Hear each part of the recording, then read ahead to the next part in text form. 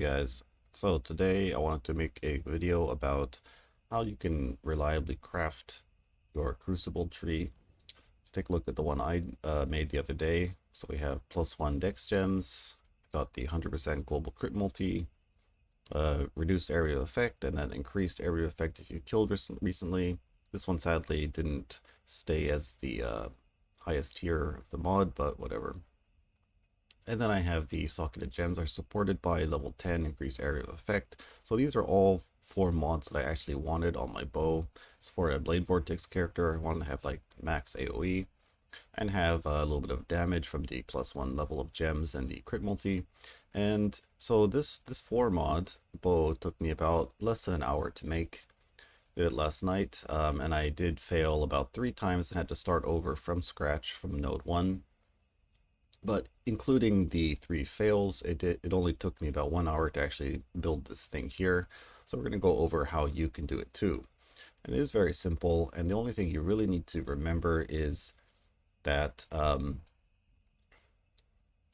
if your main base, like say the base you're crafting on, doesn't have a node, like say this one here, this one's missing, and all of these are actually missing too, then it has an extremely high chance to add that node. So what do I mean by that? Well, let's say I wanted to add a node here instead of, like, say I didn't have this node didn't exist on my bow yet, so I'll be trying to add the 4th link. I will look for an item on trade with this increased area of effect in this position. So we go down 1, 2, 3. It's in the 3rd position down. So we can go look on trade real quick. So let's see, we're looking on trade. This one doesn't have it. They're all in the wrong position. But to keep this video short, we'll just get an example.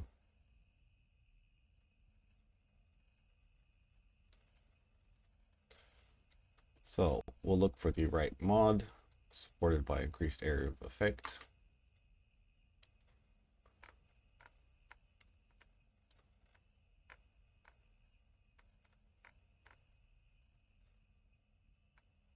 All right, so we found one here. You can see it's 1, 2, 3. It's in the 3rd position down here.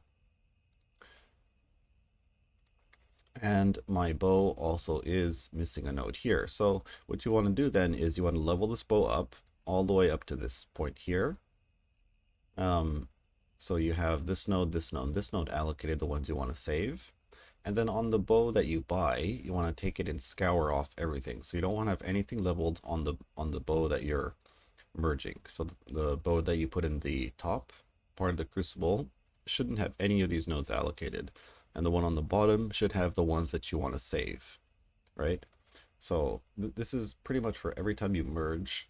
The one on the bottom is going to have the nodes you want to save leveled up and allocated, and the bow that you're merging is not going to have anything allocated. So you want to go and scour it in a map by add a crucible before you actually start merging it. And then preferably you start working from left to right. So you would get a bow with this. And I guess on the very first node, then I would actually scour the bow so that my base doesn't have anything allocated, and the bow that I'm merging would have this +1 dex gem, and that would be leveled. Because obviously it's a higher chance to add the node if it's leveled, right? So in that case, on the very first node, you would level up the bow on the top just to this one first node, and the bow on the bottom would have nothing allocated. And when you're starting off your tree, when you're building your base, you want to actually try to find a tree that doesn't have a lot of nodes on it. So in this case, when I started the bow, it didn't have these 2 bottom nodes. It kind of went up like this. It had these nodes were here, but these nodes didn't actually exist on the tree yet. So it was very easy to add. So what I did was I added the dex gem. And then after I had the dex gem, I leveled this up on the base, put it in the bottom. I got another base with the 100% crit multi. And I had this leveled on my bottom, my base bow, and the bow on the top didn't have anything leveled, and it only had this node. They had this node here, merged them together, and since this node didn't exist on my base, it just got added, right? So it got added. So then after that, I leveled up all the way up to here on my base. So I had these two nodes allocated. And then I found a bow actually with both of these nodes like this in this position. So if you can find bases that have two of the nodes you want, this will speed things up quite a bit. So what I did was I leveled these two up, put the bow with these two nodes on the top. It had nothing leveled up on the top bow, right? So I scoured it, put it in, and got these two nodes here. All right, so it's not 100% guaranteed. Like I said, I did fail 3 times. Usually on the 4th node is when I tend to fail.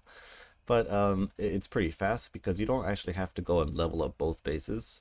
So you'll actually only have to be leveling up your main base. And this usually is pretty fast because after you merge it, it does save some of the XP. So you only have to do like maybe 1 or 2 maps to level up the nodes that you want to save. And on the bow on the top that you're merging, you're pretty much going to be scouring it every single time, so you don't have to waste time leveling up 2 bows to merge, basically. So even if you fail, it's not the end of the world because it's pretty simple to start again and go back from step 1. I mean, of course, if you're using very expensive notables like the power charge one or rampage and stuff like that, this can be very annoying, but it is pretty deterministic in my experience making these, and all it takes is a few tries. And ideally you want to find a tree that start off with a tree. Like your starting tree is very important.